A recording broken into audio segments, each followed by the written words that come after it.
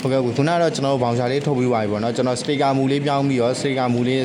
ပြန်ထပ်ပြီးတော့ထုတ်ပြပေးမှာပေါ့နော်နောက်အခါကျရင်ခုနဒီ paper လိပ်လေးကိုတစ်ချက်ပြုတ်ပေးနောက်ကဒီစတေကာလိပ်လေးတွေကိုဒီလိုမျိုးလေးပြန်ခွေပေးရတယ်ပေါ့နော်အခုချိန်မှာကျွန်တော်တို့ဒီ portable အတွက်ဆိုရင်အခုချိန်မှာဒီလိုအလိပ်ကြီးလေးဖြစ်နေလိမ့်မယ်အလိပ်ကြီးဖြစ်တာကိုကျွန်တော်ကဒီတိုင်းလေးကိုလိုတလောက်လေးပြန်ပြီးတော့ခွေပြီးတော့ထုတ်လို့ရတယ်ပေါ့နော်ဟို portable အတွက်ကျတော့ကျွန်တော်ကစတေကာစိုက်သေးလေးမလားကျွန်တော်စတေကာဆိုလဲခုနကဘောင်ချာထည့်နည်းလိုမျိုးပဲကျွန်တော်တို့ဒီလိုမျိုးပက်လက်လေးပဲထည့်ပေးမယ်ပေါ့နော်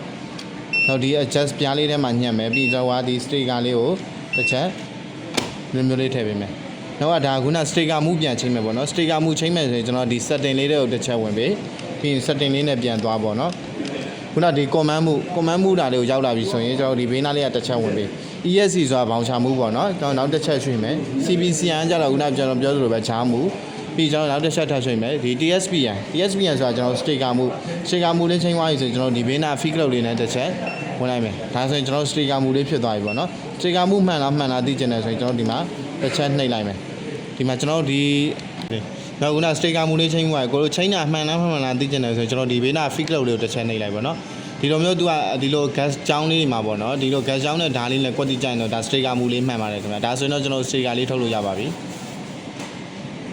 နောက်ခုနဒီ sticker မူလေးချိန်သွားပြီဆိုကျွန်တော်ဖုန်းလေးနဲ့ချိန်ပြီးအသုံးပြုနေလေးတစ်ခါထပ်ပြီးတော့ပြပေးမယ်ပေါ့နော်ကို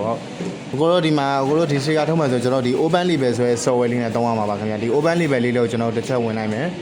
ပြီးရင်ဒီဘေးနားထောက်လေးမှာ printer အမှားလေးပြနေပေါ့နော်အဲ့ဒါလေးကိုကျွန်တော်တို့တစ်ချက်ဝင်မယ်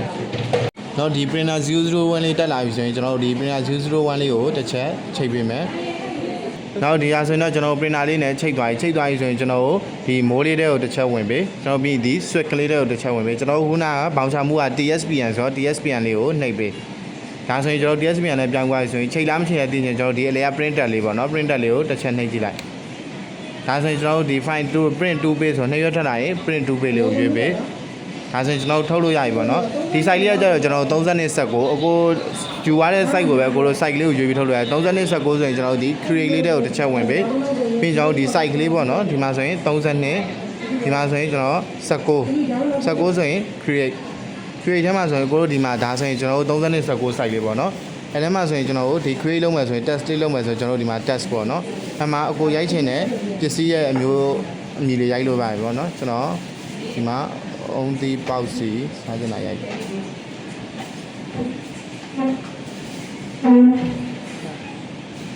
အောင်ဒီပေါက်စီဆိုရကျွန်တော်ရိုက်လိုက်မယ် okay ပြီးရင်စာရွက်လေးကိုဒီအလဲလေးကိုတစ်ချက်ရွှေ့လိုက်မယ်ကျွန်တော်တို့အကြီးအသေးကကြိုက်တယ်လို့လုပ်လို့ရတယ်ပေါ့နော်ဒီဆိုရင်ကျွန်တော်ဒါရပြီဆိုရင်ကျွန်တော်တို့ဒီဘားကုတ်လေးထည့်မယ်ဆိုဒီအောက်က 1D လေးထဲမှာကျွန်တော်တစ်ချက်ဒီလိုမျိုးဘားကုတ်လေးတွေအကြီးသေးခွဲလို့ရတယ်ဒီမှာဈေးနှုန်းလေးထည့်ချင်တယ်ဈေးနှုန်းတစ်ခါထည့်လို့ရတယ်ဒီဘားကုတ်ကကြပေါ့နော်ကိုသူပစ္စည်းဘားကုတ်ရှိရင်ဘားကုတ်နဲ့ရပစ္စည်းဘားကုတ်မရှိဘူးဆိုရင်တော့ဘားကုတ်လေးကိုယ်တိုင်သတ်မှတ်လို့ရတယ်ပေါ့နော်နောက်ဒီမှာ AW နောက်ဆို3456အဲ့လိုသတ်မှတ်လိုက်ဆိုသူ့အတူဘားကုတ်လေးပြောင်းသွားပြီပေါ့နော်ဒါဆိုရင်ကျွန်တော်တို့ဘားကုတ်လေးတစ်ခုရပြီဒါပြီးဆိုကျွန်တော်ဒီမှာ print ထုတ်မယ်ဆိုရင်ဒီ print ကျွန်တော်ဒီမှာဆိုရင်တော့အခုဘားကုတ်လေးကျွန်တော်ထုတ်တာကိုတို့ဒီမှာထုတ်ချင်တဲ့ရေအတွက်ကိုတိုးလို့လည်းရတယ် short လို့ရပါเนาะကျွန်တော်ဒီမှာ9ခုလောက်ထုတ်ပြပေးမယ်เนาะကိုနောက်အားလုံးပြီးပြီဆိုရင်ကျွန်တော်ဒီ print လေးကိုတစ်ချက်နှိပ်လိုက်မယ်ဒါဆိုရင်ကျွန်တော်တို့ဒီမှာဒီလိုဘားကုတ်ပစ္စည်းဘားကုတ်လေးပေါ့เนาะအဲ့လိုမျိုးလေးရပြီခင်ဗျဒါဆိုရင်တော့ sticker လေးထုတ်လို့ရပါပြီ